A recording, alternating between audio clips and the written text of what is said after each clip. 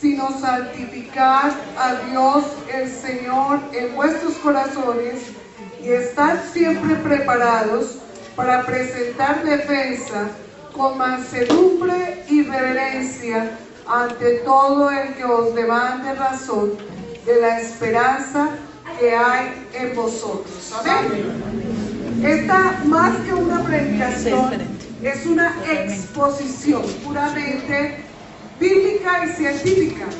Y para poder hablar en términos científicos tenemos que hablar de la apologética. ¿Amén? La apologética es entonces aquella ciencia que viene a certificar que todo lo que dice la palabra de Dios es verdad. Amén. Viene de la palabra inglesa apology, que quiere decir dar una defensa. Amén. Nosotros tenemos como cristianos que estar preparados en todos los aspectos, como decía Pedro, para presentar una buena defensa de lo que creemos y de quién creemos y por qué creemos. Amén. No es que, amén, no es que nos lo hayan traído, como yo les digo, eso no nos fue que nos trajeron acá en los cabellos, ni nos bajaron con un espejito y nos dijeron por acá es el camino, ni nos han lavado el cerebro. Queremos presentar desde el punto de vista científico, que sabemos que para que un conocimiento sea científico debe ser verificable, comprobable, ¿cierto? Teorizable y comprobado desde todo punto de vista. Nosotros creemos en que la palabra de Dios es la verdad. ¿Amén? Amén. Si nosotros podemos creer en eso, yo no voy a usted a cambiarlo de su punto de vista. Si usted definitivamente después de esto decide no creer que Dios existe, voy a respetar también su posición. Hay diversas posiciones, tanto desde el punto de vista teórico, científico, cristiano, como desde el punto de vista teórico, científico, evolucionista, humanizante, deprimido. Amén. Pero dice la palabra de Dios que la letra mata, mas el espíritu vivifica. Amén. La letra mata, mas el espíritu trae vida. Amén. Cuando yo estaba en la universidad estudiando química, en algún momento surgen en tu vida, en tu mente, muchas preguntas en una universidad puramente pública, izquierdista, ¿sí? Donde te hablan acerca de muchas teorías, todas ellas verificables, todas ellas verificadas, según muchas cosas en la historia. Mis fundamentos cristianos habían sido muy buenos. Yo me encontré con el Rey de Reyes y el Señor de Señores. Amén. Y el Señor había conquistado mi corazón de una manera especial, pero no me había encontrado con los fundamentos científicos donde baso mi conocimiento de Dios y de su palabra. Entonces, en algún momento me pusieron a investigar acerca del origen de la vida. Era una disertación que tenía que dar. Y me encuentro con la revista América Científica 1987, donde dice ARN precursor de la vida. Y me pongo a leer para esta explicación. Yo sabía que el origen de la vida era Dios. Amén. Que Él era el creador de todos nosotros, que tú y yo venimos porque Él nos formó del barro. Amén. Amén. Cuando me encuentro con aquellas palabras, donde un hombre, igual que tú y yo, decían lo siguiente: la única parte en la tierra donde se puede encontrar que la hélice, la media hélice del ARN como tal pueda haberse formado fue en el mosaico del barro.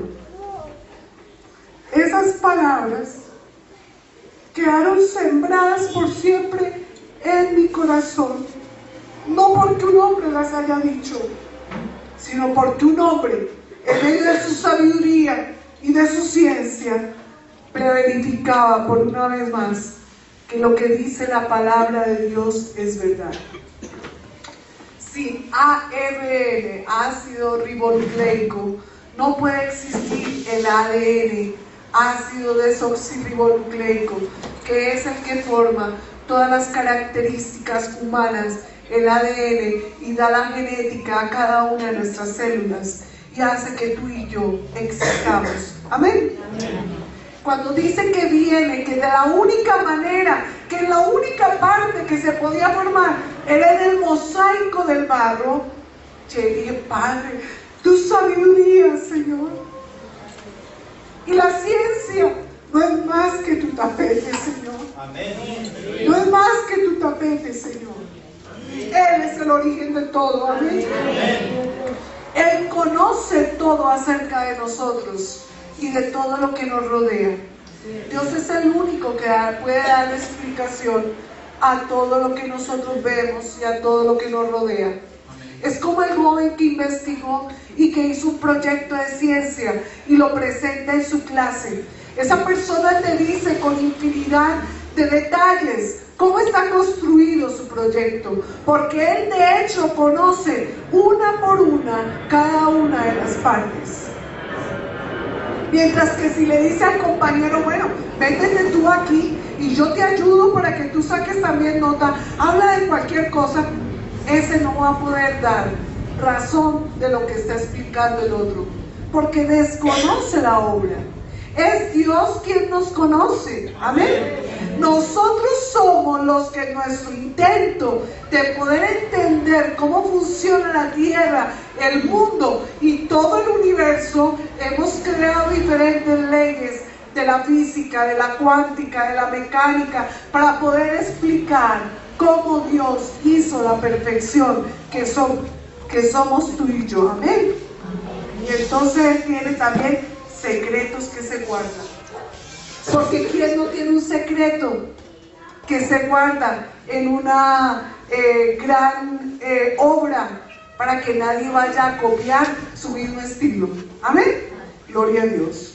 Podemos creer que la palabra que nosotros tenemos, la Biblia, es la palabra de Dios. Amén. Porque así lo dice Pablo en la carta a Timoteo. Segunda carta de Pablo a Timoteo, dice la palabra de Dios en el capítulo 3, versículo 16. Toda la escritura es inspirada por Dios. Ahí sigue, ¿cierto? Pero solamente yo me voy a detener a mirar esa parte. Toda la escritura es inspirada por Dios. Es imposible que tantos hombres no hayan errado. Es imposible que durante tanto tiempo no hayan encontrado falacias dentro de la palabra de Dios. Es imposible que ciudades que han dicho que existieron en el tiempo de Jesús, de antes de Jesús, miles de años antes, entonces se haya comprobado que existieron por las excavaciones, ¿cierto? Y eso es lo que vamos a ver dentro de 2 domingos. Todo lo que son los argumentos arqueológicos, históricos y geológicos de el por qué la palabra de Dios es verdad. Amén. Pero se ha dicho muchas cosas que la ciencia, en la palabra de Dios se ha dicho muchas cosas que la ciencia no conocía, con muchos años de antelación, siglos de antelación al descubrimiento que ha hecho el hombre. Y vamos a mirar cuáles han sido esas partes que nos dice que realmente toda la escritura es inspirada por Dios. Amén. Para saber por qué sabemos que Dios sí sabía antes de que el hombre supiera. Vamos a mirar Isaías capítulo 40. En primer lugar, son más o menos 28 puntos. Empezamos con el primero, que habla sobre la forma de la tierra. Isaías capítulo 40. Versículo 22. Isaías 40, 22. Nos dice la palabra de Dios. Él está sentado. ¿Quién? Dios. Él está sentado sobre el círculo de la tierra, cuyos moradores son como langostas. Él extiende los cielos como una cortina, los despliega como una tienda para morar.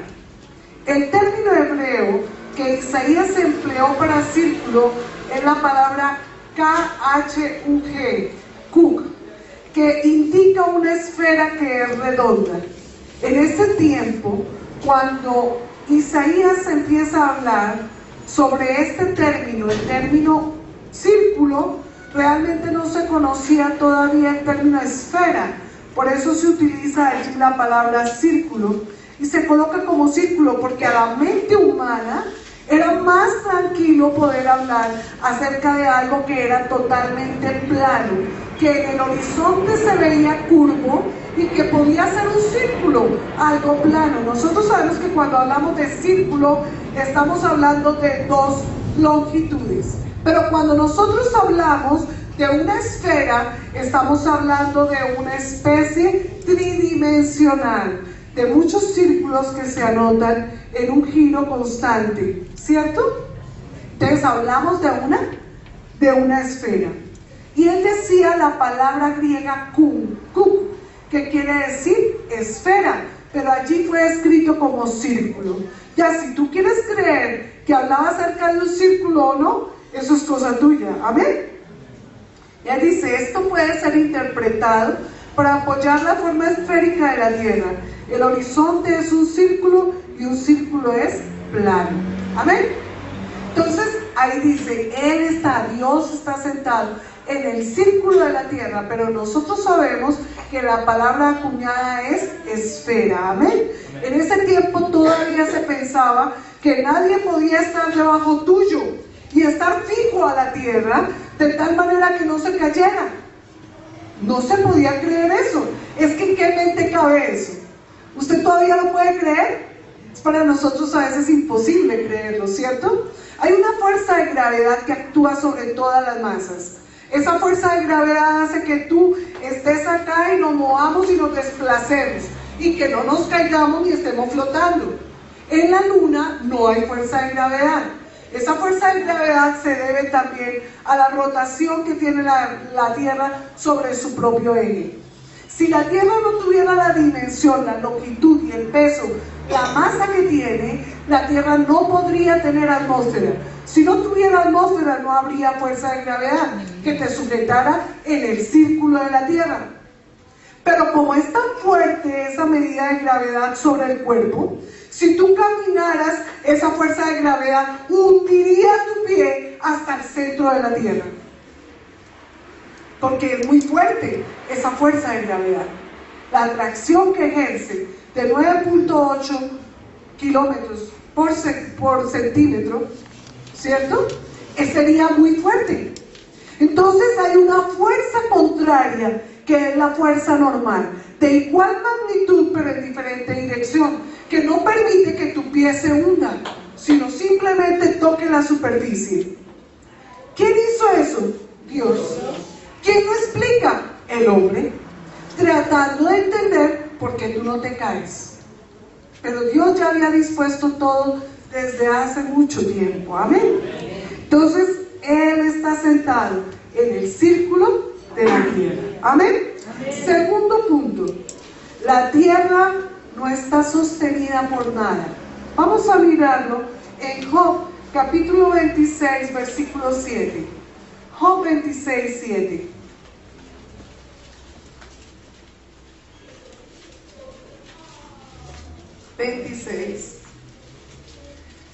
Dice la palabra de Dios: Él extiende el norte sobre vacío, vuelca la tierra sobre nada. Volvemos a leerlo. Él, o sea Dios, extiende el norte sobre vacío, vuelca la tierra sobre nada. Esto es interesante, esto es muy interesante, porque nosotros conocemos que hay un dios griego llamado ¿qué? Atlas. Atlas es ese hombre fortachón de todo eso que nos muestran, que sostiene el gran círculo de la tierra. Ese hombre sostiene el gran círculo de la tierra. Acordémonos que los griegos tenían dioses para todo cuanto existía. Entonces las antiguas culturas, que la más aventajada era la griega, explicaban que era un hombre, un dios demasiado fuerte que sostenía en sus espaldas el círculo de la tierra. Una cultura como la India explicaba que la tierra estaba sobre la espalda de un gran elefante, porque para ellos la divinidad era el elefante, y que cuando ese elefante se movía, entonces la tierra también se movía, y por eso entonces vomitaban los montes, o sea, los volcanes. ¿Sí? Ellos decían que eso era por el movimiento que tenía la tierra cuando el gran elefante se movía.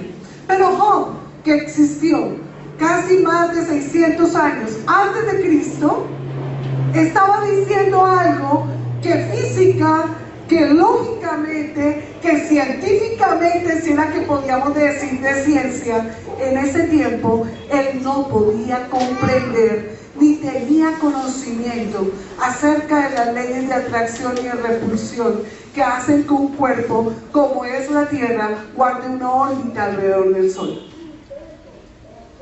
¿Quién podía explicarle eso al pobre Job? ¿Sería que Job había estado por allá entre los más aventajados? ¿Había estudiado en la corte de Gamaliel? ¿Habían venido los astrólogos y los físicos y los neumólogos y todo el mundo a explicarle toda la ciencia? ¿No? Él desconocía acerca de todo.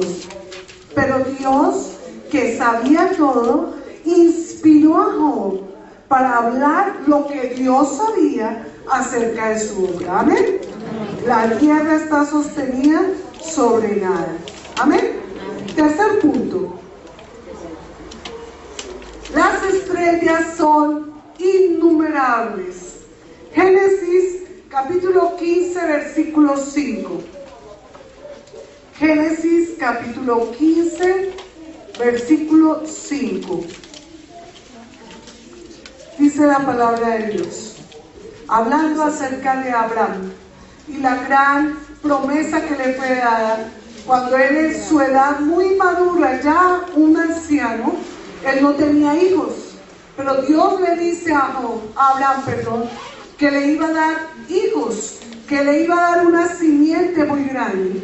Y vamos a leer el versículo 5 donde dice, y lo llevó fuera y le dijo, mira ahora los cielos. ¿Quién los llevó fuera?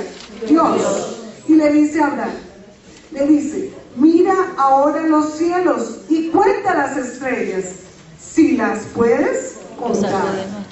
Y le dijo, así será tu descendencia. O sea, Dios estaba de una vez diciéndole al señor Abraham que él no la iba a poder contar, ¿cierto?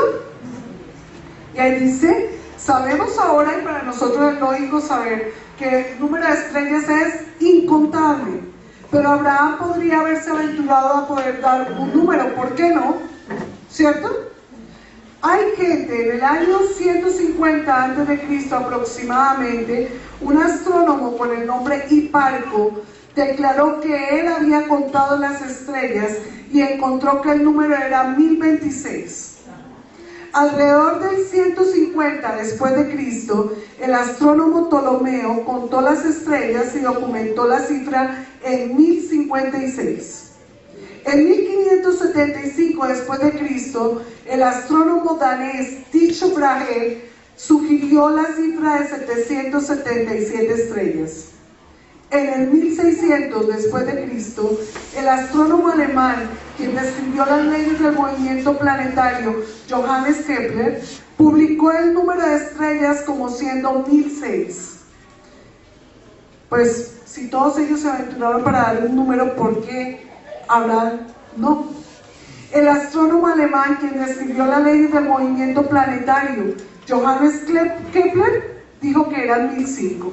Desde luego, hoy en día nosotros sabemos que la cifra es mucho más grande. Por ejemplo, el fallecido astrónomo de la Universidad de Cornell, Carl Sagan, una vez sugirió que más de 26 sextillones de estrellas han sido documentadas.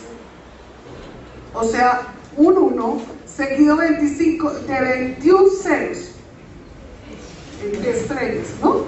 Aunque nosotros no estamos cerca de terminar contando las estrellas en el universo, no obstante, Génesis 15:5 le dice Dios a Abraham, si puedes contarlas. Jeremías 33:22, leamos Jeremías 33:22.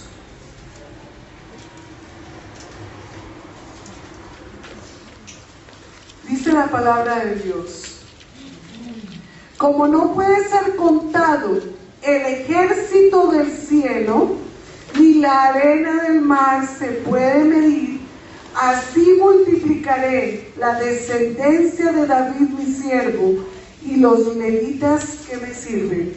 ¿Quién dijo eso? Dios. ¿Cuál es el ejército del cielo? Las estrellas, los astros, los planetas. Ese es el ejército del cielo. Él dice, como no puede ser contado. ¿Quién lo dijo? Dios. Pero está escrito en Jeremías, y Jeremías fue un hombre que nació y vivió muchos siglos antes de que Jesús viniera. O sea, 21 siglos antes de que nosotros estuviéramos. ¿Cierto? Más de 21 siglos. Mucho más. ¿Amén? Amén. Bueno, entonces nosotros sabemos que las estrellas son incontables. Nosotros sabemos. Ahora dice, en el siglo XVII, Galileo Galilei apenas si pudo vislumbrar una parte del universo con la ayuda de su telescopio, y hoy en día los astrónomos dicen que el número de las estrellas es aproximadamente 10 billones de trillones de estrellas, o sea, un 1 seguido por 25 ceros aproximadamente. Para el hombre es imposible aún hoy saber con exactitud el número de estrellas, pero su número es finito y Dios lo conoce porque Él las creó. Isaías 40:26. Isaías 40:26 dice así: levantad en alto vuestros ojos y mirad quién creó estas cosas. Él saca y cuenta su ejército, a todas llama por sus nombres, ninguna faltará. Tal es la grandeza de su fuerza y el poder de su dominio. ¿Quién es el único que sabe cuántas estrellas hay en el firmamento? Dios. Él las saca y las cuenta y sabe sus nombres, porque Él le tiene nombres a cada una de las estrellas. Tal es el poder de la fuerza de Dios, tal es su magnificencia. ¿Cuántos alabamos a ese Dios? Amén. Gloria a Dios. Cuarto, la existencia de los valles en los mares. Ahí habla sobre los torrentes de las aguas, y estamos hablando en el punto cuarto sobre la existencia de los valles en los mares. Amén. Si hay valles, hay también ¿qué? ¿Qué hay cuando hay un valle? Entonces mira, para que exista un valle tiene que existir montaña, ¿cierto? Hay montaña, entonces puedo contrastar ese relieve. Entonces puedo decir un valle. Un valle es un espacio en medio de dos montañas. Ese valle siempre es regado ¿por qué? Por ríos, ¿cierto? La hidrología nos muestra que todo valle es regado por ríos. ¿Por qué? Porque llueve sobre las grandes cimas de las montañas, baja esa agua y de una vez empieza a regar el valle. El valle es lo más productivo. Nadie sabía y nadie conoce, es más, aún en pleno siglo XXI, la totalidad de la profundidad del mar. Nadie. Pero ya, segunda de Samuel, está hablándonos allí acerca de que aparecieron torrentes de las aguas y quedaron al descubierto los cimientos del mundo a la reprensión de Jehová por el soplo del aliento de su nariz. Trate de apagar una vela hoy cuando llegue a su casa. Usted llega y se tapa la boca y con el solo respirar de su nariz trate de apagar la vela. Mire a qué distancia, coloque la primera media a medio metro, a 20 centímetros, a 10, hágale examen, a ver, no se van a quemar o sin la nariz. Es difícil que lo podamos apagar. Un excelente nadador, un excelente atleta, de pronto sí, con el exhalar por la nariz puede de pronto apagar la vela, pero por ahí a unos 5 centímetros, porque tienen una capacidad pulmonar única. Resulta que Dios, con el exhalar de su nariz, descubrió los cimientos del mar. Amén. Y le dejó ver las profundidades de ¿qué? De los cimientos del mundo. Amén. Entonces miremos, solo hasta finales del siglo XIX y principios del siglo XX se comprobó la existencia de montes y valles en el suelo marino, debido a la existencia de sonares, lo que hoy permite tener con exactitud el relieve submarino. Dios preguntó a Job, vamos a mirar, Job capítulo 38, versículo 16.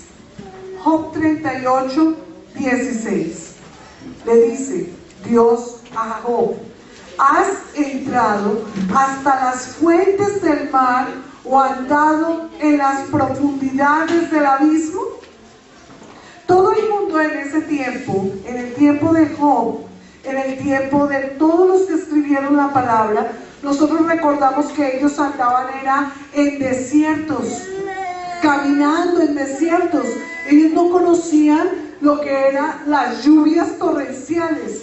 Algunos de ellos eran pescadores y se aventuraban a entrar en los ríos y en algunos lagos para pescar.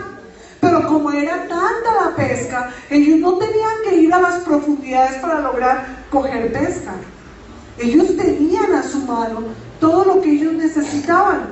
Luego no habían dispuesto de grandes embarcaciones y mucho menos de submarinos para poder bajar a ver las profundidades del mar. Todo el mundo pensaba que si el mar era algo profundo y le tenían miedo, no sabían nadar. Acordémonos de Jonás, ¿cierto?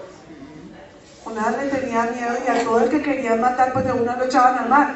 Decían, pues allá debe haber algo oscuro, pero quién sabe qué será. Pero ellos no conocían realmente la profundidad del mar. Pero cuando se habla de grandes abismos y el Señor le pregunta a Job: ¿has entrado hasta las fuentes del mar? O sea que también aquí queda algo. El mar tiene fuentes, ¿cierto? Bueno, y dice, ¿y andado en las profundidades del abismo? Eso lo dice así, tal y como lo estoy leyendo en la Biblia de las Américas, traducción Biblia de las Américas. La palabra hebrea para profundidades o zanjas hace referencia a lo que está escondido o conocido solamente por investigación. ¿Qué son estas profundidades del abismo? La palabra hebrea para abismo es la palabra para mares u océanos. El hombre en siglos anteriores consideró solamente la playa como nada más que una extensión arenosa, poco profunda, moviéndose poco a poco de un continente a otro. Luego en 1873, un grupo de científicos que trabajaba en el Océano Pacífico, en el barco británico Challenger, descubrió un agujero de más de 5 millas de profundidad. Casi 100 años más tarde, en 1960, el Challenger 2 encontró una zanja de más de 35.840 pies de profundidad, más de 6 millas, dentro del Océano Pacífico. ¿Cómo pudo el escritor del libro de Job posiblemente haber sabido que estas profundidades del abismo existían cuando nosotros no lo descubrimos sino hasta hace algunos siglos? ¿Es solamente conjetura la palabra de Dios? Vamos para nuestro quinto punto: la existencia de los manantiales y fuentes en los mares. Todo el mundo cree que toda el agua, el mar lo llena todo, ¿no? Es una completud, está todo completo, está todo tapado. Y uno piensa, yo pensaba también, que el agua del mar solamente provenía de ríos y de lluvia, ¿sí? Ríos y lluvia.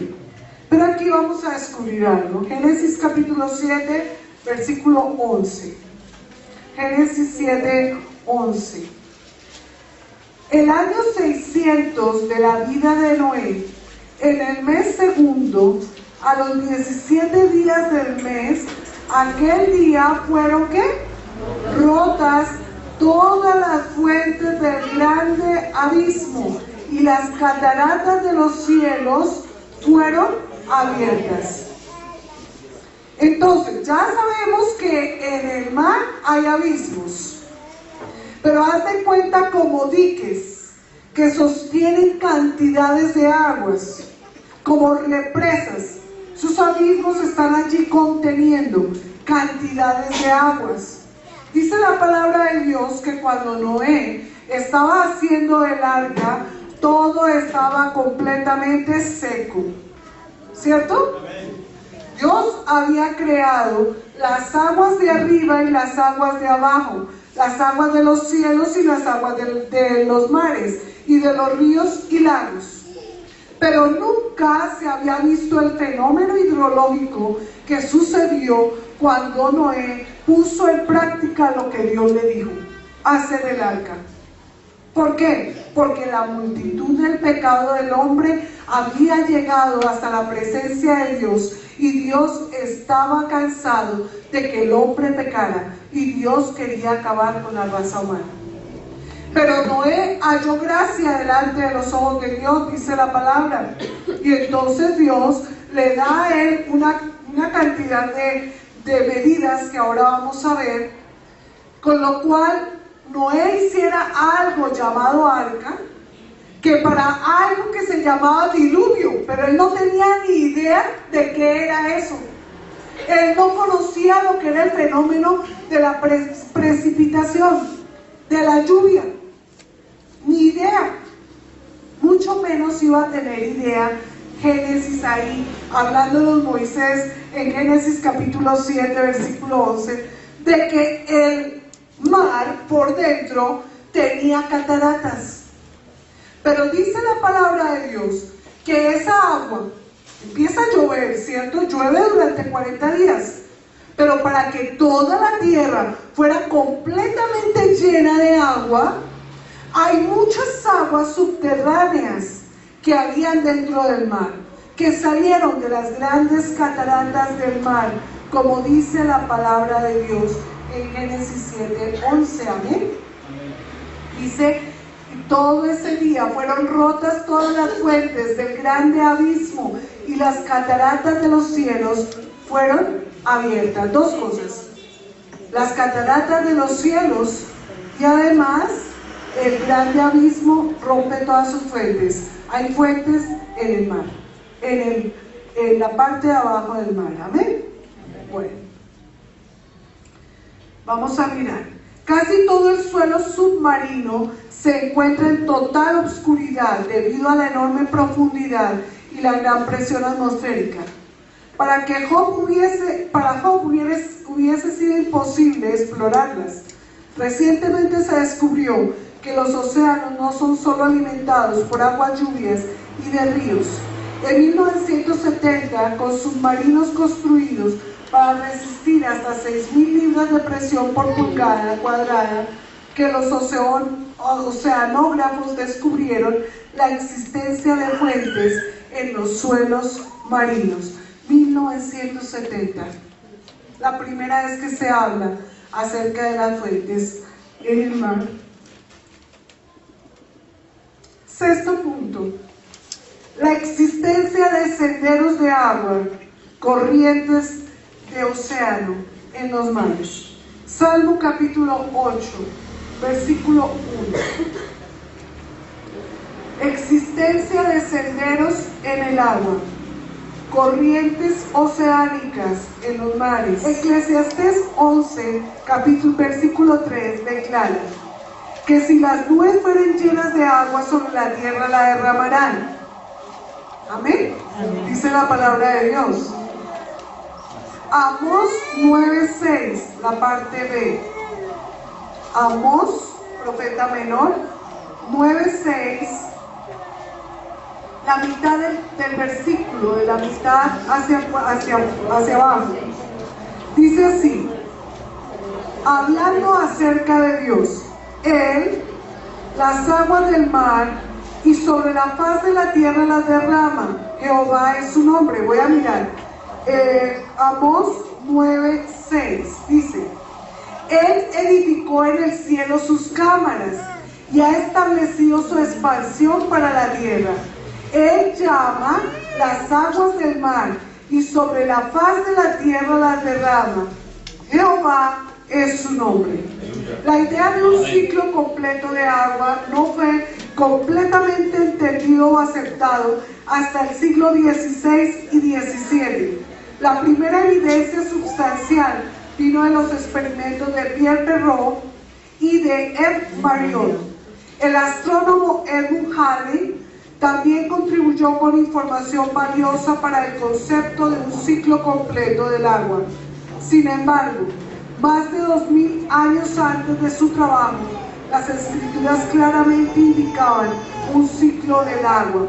¿Fue esto simplemente una conjetura fortuita de parte de los escritores? ¿Cierto que no puede ser? No. Amén. Vamos a mirar el concepto número 8, que es el concepto de entropía. ¿Quién sabe qué es la entropía? Recordemos que entropía es la tendencia que, según dicen los físicos, al mayor desorden, ¿cierto?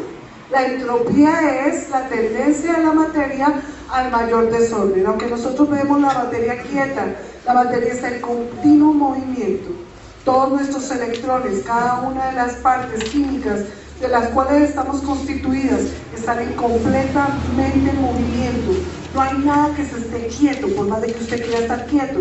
El universo mismo es un universo cambiante, minuto, segundo tras segundo. Por eso dio origen al principio de incertidumbre de Heisenberg. No se puede saber el lugar donde está un electrón en un momento dado. Es imposible determinarlo con exactitud, porque todo está en movimiento. Entonces este concepto de entropía, que es una de las leyes de la mecánica cuántica, también nos es hablada en la palabra de Dios. Salmo 102,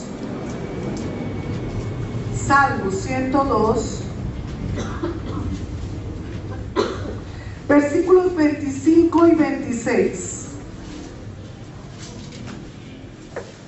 Dice la palabra de Dios: desde el principio tú fundaste la tierra, y los cielos son obra de tus manos.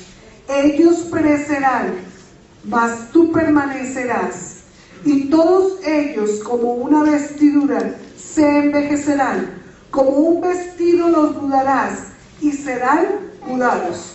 O sea, todo va hacia qué lugar, hacia un caos, ¿sí? Es lo que está diciendo ¿quién? El salmista. Vuelvo a leerles, hermano, para que entiendan. Dice: ellos perecerán, versículo 26. ¿Quiénes? Los cielos y la tierra. Mas tú permanecerás. ¿Quién? Dios. Todos ellos son como una vestidura, se envejecerán. O sea que todo se renueva, se hace bueno. Cada vez que pasa está mejor. No, cada minuto que pasa se está envejeciendo, está entrando en un caos, ¿cierto? Esa es la teoría entrópica. Este planteamiento bíblico está totalmente de acuerdo con la ley de la entropía enunciada por Clausius en 1850 y matematizada por Boltzmann en 1877. Dice en grandes rasgos que el universo tiende a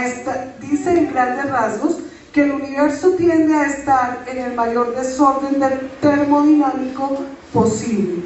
En 3 lugares de la Biblia lo certifica. Vamos a leer Hebreos 1:11.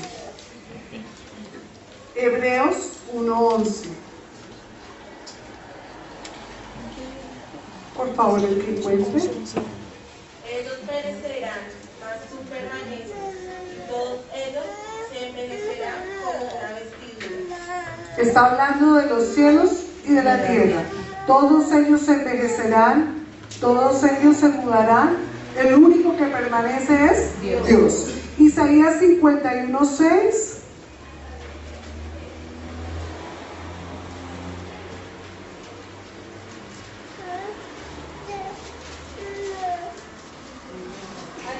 a los cielos vuestros ojos y mirad abajo a la tierra, porque los cielos serán deshechos como humo y la tierra se envejecerá como ropa de vestir.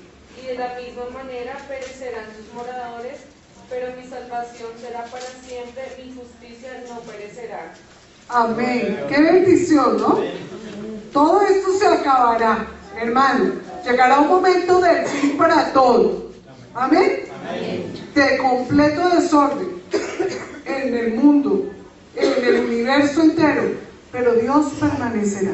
Amén. Amén. Esta es la indicación de la tierra con vestidura vieja, que se va desgastando. De acuerdo con la segunda ley de la termodinámica, la energía está llegando a ser menos y menos disponible para su uso. Declarando sencillamente, esto quiere decir que todo está envejeciéndose, agotándose, y que teóricamente el universo finalmente experimentará un evento en algún lugar en el futuro designado como su muerte térmica. El punto en el tiempo cuando no haya más energía disponible. Nosotros sabemos que las estrellas mueren, ¿cierto? Ustedes deben saber que las estrellas mueren. Sí. ¿Qué es una estrella? Una estrella es una cantidad de átomos de hidrógeno disponibles en el universo que se reúnen en un montón, que giran, ¿por qué? Por acción de la gravedad, que se encuentran unos con otros a unas grandes velocidades, que causan fisión a nivel atómica, y de tal manera que esa fisión que ellos entre dos átomos de hidrógeno causan, generan helio. Esa gran explosión entre ellos libera una gran energía, y eso es lo que pasa día a día en nuestro Sol, una combustión, una fisión de dos átomos de hidrógeno que se encuentran, y por eso al liberarse esa gran energía nosotros somos calentados en la Tierra. Pero llegará el momento en que el Sol, como otras estrellas, muera.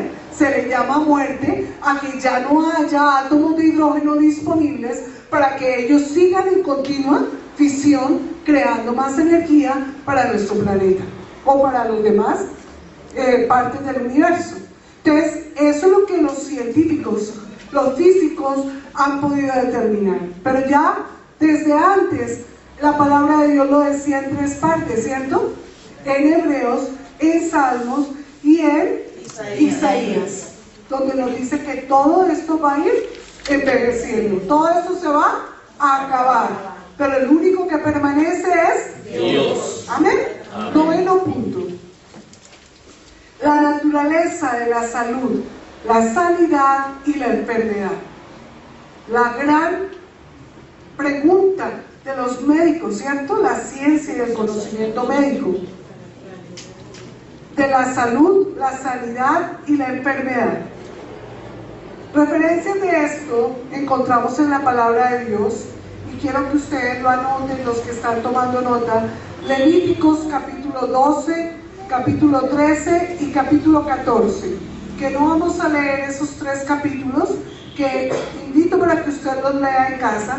Todos ellos son diferentes normas que dejó Dios para que el hombre se cuide y cuide de su salud. Amén. Pero vamos a mirar dos partes de la Biblia. Primera de Corintios, capítulo 6, 18.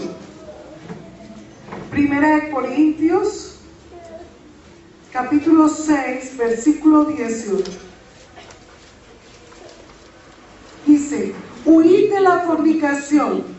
Cualquier otro pecado que el hombre cometa está fuera del cuerpo, mas el que fornica contra su propio cuerpo peca. ¿Cierto? Romanos 1:27. Romanos 1:27 dice la palabra de Dios: y de igual modo también los hombres, dejando el uso natural de la mujer, se encendieron en su lascivia unos con otros, cometiendo hechos vergonzosos hombres con hombres, y recibiendo en sí mismos la retribución debida a su extravío. Aquí entonces la palabra de Dios advierte sobre las enfermedades de transmisión sexual, las ETS, entre ellas también conocidas el gran problema del SIDA, que en este momento, siglo XX finales y siglo XXI, está causando estragos entre nuestra población. El Señor nos dice cómo debemos nosotros actuar, qué debemos hacer y qué no hacer. ¿Por qué? Porque Él sabe y nos previene de qué es lo que no está correcto. Amén. 10, la composición de la materia. La composición de la materia. Hebreos 11:3. Hebreos 11:3. Para algunos que quieran tomar apuntes, que esté así como un poco rápido, les recordamos que están siendo subidas nuestras predicaciones en YouTube. Iglesia Antioquía. Iglesia Antioquía Fontibón. Amén. Entonces viene Hebreos 11:3. Por la fe entendemos haber sido constituido el universo por la palabra de Dios, de modo que lo que se ve fue hecho de lo que no se veía. En este momento en que en Hebreos se escribe esta palabra, ni siquiera existía la palabra átomo. No existía como tal, mucho menos las subpartículas atómicas. Nadie podía decir que tú y yo estábamos constituidos por cosas que no vemos a simple vista. Entonces, si nosotros vamos a hablar de un átomo está constituida por electrones, por protones, por bosones, por antiquarks, por quarks, ¿cierto? La cuántica nos dice la materia y aún la antimateria, que ni siquiera es registrada por los diferentes instrumentos, pero que sí es registrada en longitudes de onda. Se sabe que ahí está, antimateria, pero nadie la ha visto. Si no existieran los bosones, los quarks, los antiquarks, los electrones, los neutrones, no existiríamos ni tú ni yo. No existiría el citoplasma, no existiría una célula. De cosas que no vemos, Dios formó lo que vemos. Amén. Amén. Además, la gran teoría que ya hablábamos, ¿cierto? Energía es igual a masa por velocidad de la luz al cuadrado. De modo que lo que no se ve lo que se ve fue hecho de lo que no se veía. La energía no se crea, se transforma. ¿Se transforma en qué? En masa. Si esa energía, que es la masa, fue creada por Dios, esa energía puede crear masa, esa masa puede volver otra vez a ser energía. Los grandes agujeros negros se dice que son grandes cantidades de energía de lo que era antes materia, que confluyó en un solo punto por una alta presión atmosférica. De ese punto no puede escapar nada. Todo lo que caiga allí es convertido en tinieblas. Un gran agujero negro dicen que fue lo que originó la explosión de un gran agujero negro, lo que ahora conocemos como universo. Teoría del Big Bang. Entonces, nosotros vemos que lo que no fue hecho lo que se veía. ¿Por la palabra de quién? De Dios. Amén. Amén. Vamos a mirar el punto 11. Diseño naval. Diseño naval. Génesis 6:15. Génesis 6:15. Es toda una ciencia, la naval, la construcción de barcos, la construcción de aviones, la construcción de todos aquellos implementos que retan las propiedades de la física. ¿Cómo es que un avión que pesa tantas toneladas puede volar con tanto peso? ¿Usted nos ha preguntado? Ah, bueno. ¿Y de dónde lo sacó el hombre esa construcción? De observar a las aves. ¿Que quién hizo las aves? ¿Y quién fue el que creó las leyes de la termodinámica y del movimiento? Pues Dios, ¿cierto? Si nosotros vamos a ver quién le enseñó a Noé a construir un gran barco. Dios. Ahí sí está explicadito, paso por paso, instrucción tras instrucción. Génesis 6:15 dice la palabra de Dios: y de esta manera la harás, de 300 codos de longitud del arca, de 50 codos su anchura y de 30 codos su altura. Mediante este pasaje, Dios le da las medidas exactas necesarias para lograr que una embarcación de este tamaño se pudiera mantener a flote. Constructores de buques saben que el largo debe ser 6 veces el ancho para que estos mantengan la navegabilidad, y Dios le da esas medidas a Noé hace más de 4.500 años. ¿Quién es el grande? Dios. ¿Quién es el poderoso? Dios Padre todo creador. Yo cada vez que me encuentro con esto, me encuentro con ese ser que yo amo. Hay gente que se devana los sesos tratando de negar la existencia de Dios.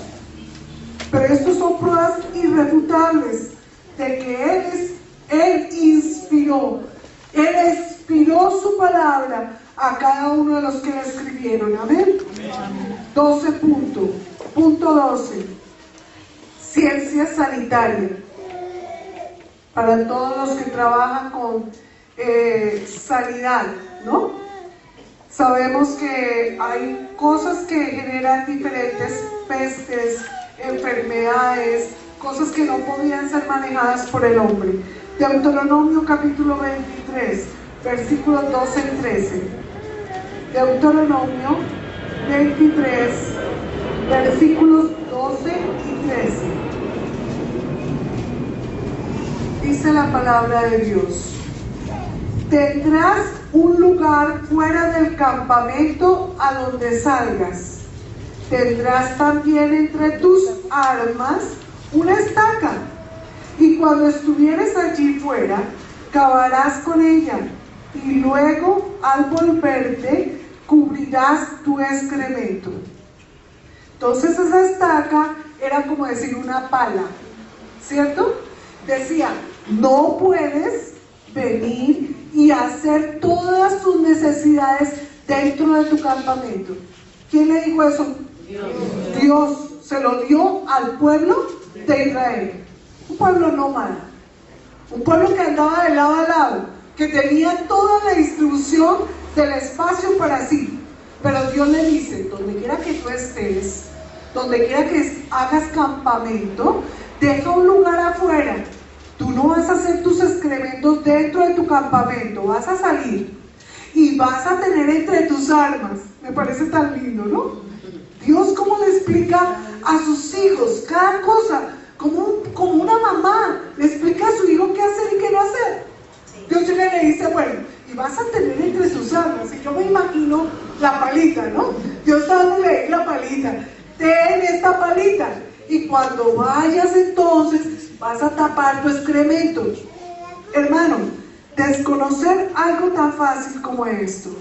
Dios prevé de esta manera las infecciones dentro de su pueblo durante muchos años antes que se diera, y por obviar estas especificaciones, la Primera Guerra Mundial, que cobró por no guardar esos desechos, por dejarlos al aire expuestos, la vida de muchos soldados. Cuando Moisés enseñó en Levítico 17:15, guiado por el Espíritu Santo de Dios, porque sabemos que el Espíritu Santo de Dios guió a todos estos hombres para escribir su palabra. Amén. Levítico 17:15. Sí, léela. Y cualquier persona, así de las naturales como de los extranjeros, que comiere animal maldecido o despedazado por fiera, lavará sus vestidos y a sí misma se lavará con agua, y será inmunda hasta la noche, entonces será limpia. Entre el pueblo de Israel no se comía un animal muerto por muerte natural. Nunca. Dios al pueblo de Israel le enseñó que no debían hacerlo.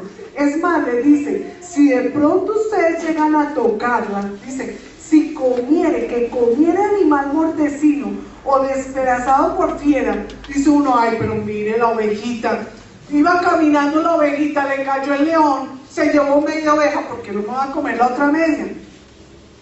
Pero dice no, porque sobre eso ya ha actuado ¿qué? La descomposición.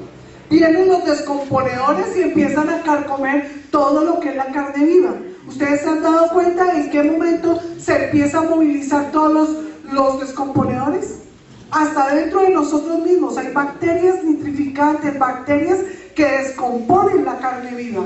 En ese calor donde estaba el pueblo de Israel, ¿cuánto tiempo podría durar una ovejita que había sido recién atacada por un león sin que empezara a haber en ella ya putrefacción? Muy poco tiempo. Entonces Dios le dice, no.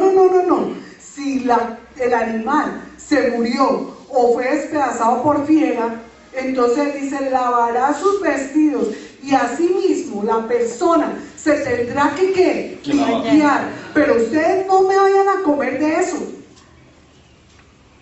Y ustedes saben que aquí aún todavía, pero es que la vaquita se acabó de morir, eso fue de viejita, matémosla y hagamos un asado, llamemos a todos los vecinos. Eso es un peligro, mi hermano. Dios por algo lo dejó. Nosotros no podemos pasar por encima de esas leyes. Y ahí dice, cuando Moisés enseñó en Levítico 17:15 que un animal que ha muerto naturalmente no debe ser comido, él proveyó a los israelitas con lo que conocemos hoy en día como las regulaciones más avanzadas de higiene y salud pública. Por ejemplo, en este tiempo y época es contra la ley llevar a un animal que ha muerto naturalmente a un matadero para ser preparado para consumo humano. Si el animal muriera de rabia, anthrax o cualquier otra de las numerosas enfermedades zoonóticas, definitivamente no sería aconsejable que los seres humanos consumieran la carne contaminada resultante. Pero, ¿cómo pudo Moisés haber sabido acerca de tales cosas en su tiempo, mucho antes del advenimiento de los métodos usados para reconocer y diagnosticar las enfermedades transmisibles? Ni siquiera se hablaba de bacterias. Y ya Moisés estaba enseñando al pueblo por medio de Dios de que no debían de comerse eso. Amén.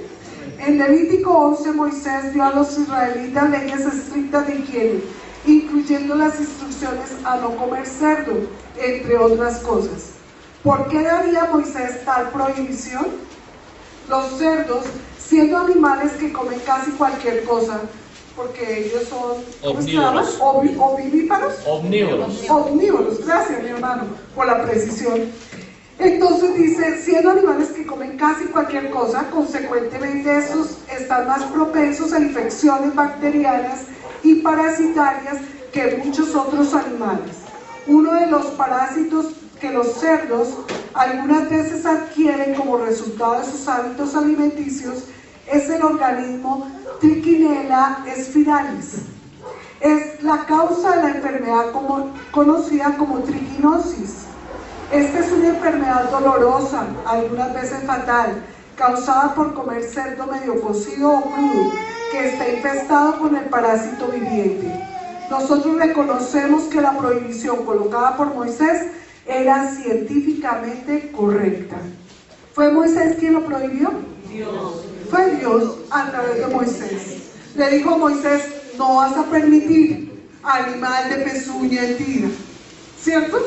¿Sí se acuerdan? Sobre los peces que tienen escamas y los que no las tienen. Me tocó escoger solamente algunas, porque si yo les dijera todas, más de una se me dormía. Pero no. ¿Cuántos están contentos? Amén. ¿A cuánto les gusta? Amén. Revisar esto de las propiedades científicas que hay en la palabra de Dios. A mí me fascina. Cuando mi esposo fue a grabar esto, yo digo 28 páginas y esas son poquitas, me tocó seleccionar. Y les voy a dar alguna bibliografía para que ustedes revisen. 13 puntos. Punto 13. Resuelve el dilema de la gallina o el huevo. Todo el tiempo ha habido un grave conflicto entre los científicos. ¿Qué fue primero? ¿La gallina o el huevo? Los científicos. La gallina, muy bien, hermano, ustedes acaban de pasar biología, pero también acaban de pasar teología. La palabra de Dios dice en Génesis 1, versículo 20 al 22. A ver, espadachines.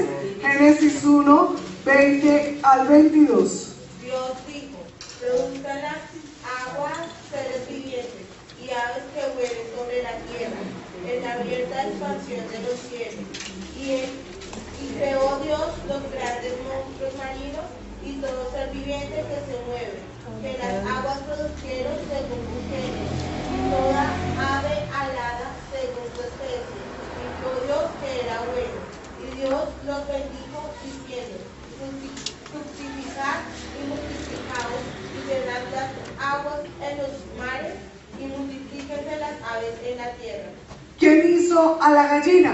Dios. Porque dice que todas los alados, ¿cierto? Ahí no dice la palabra de Dios. Entonces, ¿qué fue primero? La gallina. Pero Dios le dijo, fructifíquese y multiplíquese. Entonces le permitió a la gallina poner huevo, para que esa gallina, entonces después, ¿qué? Se multiplica. Llegara y se cara, ¿cierto? Y entonces sacara pollitos, ¿cierto? La multiplicación y la ¿cómo es que dice? Bueno, de las especies. Se me fue la palabra. Bueno, punto 14. Fructificación y multiplicación. Preservación. Bueno, ya. Reproducción. Punto 14. Nuestro cuerpo está hecho del polvo de la tierra. Ya algo hablábamos acerca al principio, ¿cierto? Génesis capítulo 2, versículo 7. Dice la palabra de Dios. Entonces Jehová Dios formó al hombre del polvo de la tierra y sopló en su nariz aliento de vida, y fue el hombre un ser viviente. Génesis 3:19. Con el sudor de tu rostro comerás el pan hasta que vuelvas a la tierra, porque de ella fuiste tomado, pues polvo eres y al polvo volverás. Varios científicos han demostrado que nuestra composición tiene 28 elementos existentes en el barro, y la revista América Científica 1987 y posteriores, respecto a la hélice del ADN, establece que es una forma que solo pudo haberse formado en el mosaico del barro, que presenta formaciones muy similares a esta, y no hay evidencia científica alguna de otro lugar en la Tierra que hubiera posibilitado su formación. Punto 15. El movimiento rotatorio de la Tierra. El movimiento rotatorio de la Tierra. Lucas, capítulo 17, versículos 34 al 36. Lucas 17, 34 al 36. Os digo que en aquella noche estarán dos en una cama, el uno será tomado y el otro será dejado. Dos mujeres estarán moliendo juntas, la una será tomada y la otra dejada. Dos estarán en el campo, el uno será tomado y el otro dejado. Y respondiendo le dijeron, ¿dónde, Señor? Él les dijo, donde estuviere el cuerpo, allí se juntarán también las águilas. Amén. Él habla sobre diferentes sucesos, ¿cierto? Dos personas durmiendo en la cama por la noche. Dos mujeres moliendo. ¿Dos mujeres qué? En el campo. En el campo trabajando, unos de noche, otros de día, ¿cierto? Primera de Corintios capítulo 15, versículo 52. Sí, permíteme un segundito que ahí voy a aclarar. Primera de Corintios 15, 52. En un momento, en un abrir y cerrar de ojos, a la final trompeta, porque se tocará la trompeta, y los muertos serán resucitados incorruptibles, y nosotros seremos transformados. El evento de que nos habla Lucas y de que nos habla Pablo hablando a los corintios es sobre la venida del Hijo del Hombre, la segunda venida de Jesucristo a la tierra. Dice la palabra de Dios que será en un abrir y cerrar de ojos, o sea que será en una fracción de segundos, algo muy rápido. Usted no se va a poder arrepentir para poder decir, ay, me voy contigo, Señor, perdóname. No, sino que o se fue o se quedó, ¿cierto? Pero habla en Lucas, nos dice la palabra de Dios, que habrán unos durmiendo, habrán otros trabajando, habrán otros sembrando, haciendo sus labores. ¿Cómo así? Unos durmiendo, otros trabajando. ¿Cómo así? Unos de noche, otros de día. Entonces dice la palabra de Dios que la ciencia, al estudiar este fenómeno, pues dice, hay unos que están hacia el foco del sol, están de día, mientras que otros están hacia donde está la luna, y entonces están de noche. Pero en un abrir y cerrar de ojos, el que esté durmiendo se levanta, el que esté trabajando también. Para Dios no hay ningún límite, amén. Entonces la tierra rota sobre su propio eje, amén. Por eso en algunas partes está el sol, en otras está de noche, amén. Punto 16. El universo tuvo un inicio. Génesis 1:1. Génesis 1:1. ¿Quién no se lo sabe? Todos lo sabemos, ¿cierto? En el principio creó Dios los cielos y la tierra. Hubo un principio.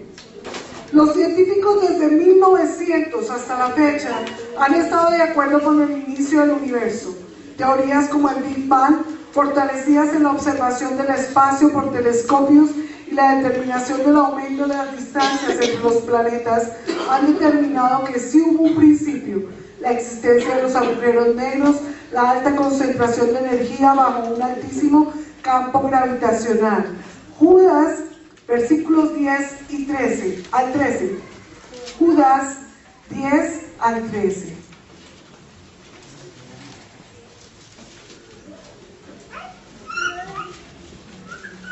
Judas. Pero estos blasfeman de cuantas cosas no conocen y en las que por naturaleza conocen. Se corrompen como animales irracionales. Ay de ellos, porque han seguido el camino de Caín y se lanzaron por lucro en el error de Balaán y perecieron en la contradicción de Coré. Estos son manchas en vuestros ágapes, que comiendo impúdicamente con vosotros se apacientan a sí mismos, nubes sin agua llevadas de acá para allá por los vientos, árboles otoñales sin fruto, 2 veces muertos y desarraigados, fieras ondas del mar que espuman su propia vergüenza, estrellas errantes para las cuales está reservada eternamente la oscuridad de las tinieblas. Las estrellas errantes, cuando hablamos de campos gravitacionales, no son lógicas. Sin embargo, nosotros sabemos que hay satélites, ¿cierto?, que tienen una libertad de movimiento debido a una alta velocidad que se les ha imprimido desde un principio. La observación con diferentes telescopios que envían un sonar y que ese sonar se estrella contra los planetas y se devuelve, y cuando se siente el sonar nuevamente acá, se toma la distancia y se divide entre dos, nos ha hecho que los científicos determinen la distancia de los planetas. Cada vez esta distancia ha ido en aumento. Por eso la teoría del Big Bang tiene ahorita tanta raigambre entre lo que es la comunidad científica. Todo el mundo cree que definitivamente salimos de un agujero negro, pero nosotros sabemos que el que nos creó es Dios. ¿Amén? Amén. Vamos a hablar del punto 17, la descomposición de la luz. Génesis capítulo 9, versículos 13 al 16. Génesis 9, 13 al 16. Dice así la palabra de Dios: Mi arco he puesto en las nubes, el cual será por señal del pacto entre mí y la tierra. Y sucederá que cuando haga venir nubes sobre la tierra, te dejará ver entonces mi arco en las nubes. ¿Perdón? Sí, Génesis 9, 13 al 16. Quiero que por favor pongan cuidado, si no lo han encontrado no lo busquen, simplemente pongan cuidado, amén. 15. Y me acordaré del pacto mío que hay entre mí y vosotros y todo ser viviente de toda carne, y no habrá más diluvio de aguas para destruir toda carne. Estará el arco en las nubes y lo veré y me acordaré del pacto perpetuo entre Dios y todo ser viviente, con toda carne que hay sobre la tierra. Amén. Antes del diluvio, el hombre no había visto llover. Vamos a mirar Génesis 2, versículos 5 y 6. Génesis 2, versículos 5 y 6. ¿Alguno lo encontró? Amén.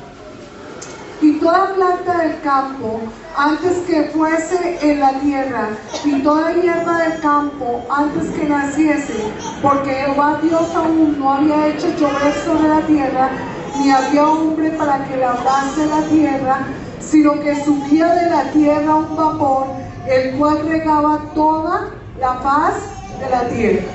¿Cómo era que entonces las plantas eran regadas? Por vapor. Ellos no habían visto el agua, o sea, llover, no. Pero cuando llueve, entonces Dios ya dice, voy a colocar una señal entre el hombre y yo. ¿Para qué? Para recordar que nunca más acabaré al hombre por medio de agua. Entonces Dios crea el fenómeno de la difracción de la luz, donde al pasar por los cristales y por las gotas de agua, esa luz entonces tiene diferentes longitudes de onda que a nuestros ojos entonces podemos ver como el arco iris. Pero sabemos que eso también es creación de Dios. Amén. Él dice, si los hombres no sabían qué era la lluvia, mucho menos hablar acerca de un arco que Dios coloca como una señal entre Dios y los hombres. No podían entender el fenómeno de la difracción de la luz, mucho menos pues venir a hablar sobre que era un pacto. Pero Job tenía y sabía muy bien que esa luz tenía un sendero, un camino, y el hombre más adelante explica que definitivamente la luz son corpúsculos que viajan en una dirección con una velocidad constante. Vamos a mirar, por favor, Job capítulo 38, versículos 24.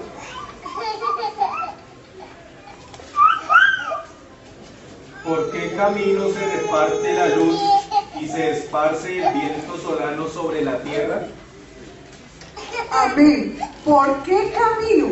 Usted cuando prende la luz, de pronto puede establecer a qué lugar de la pieza llegó primero la luz. No, la velocidad de la luz es algo, pero asombroso.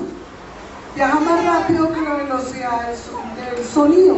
Por eso nosotros vemos primero el trueno y después oímos.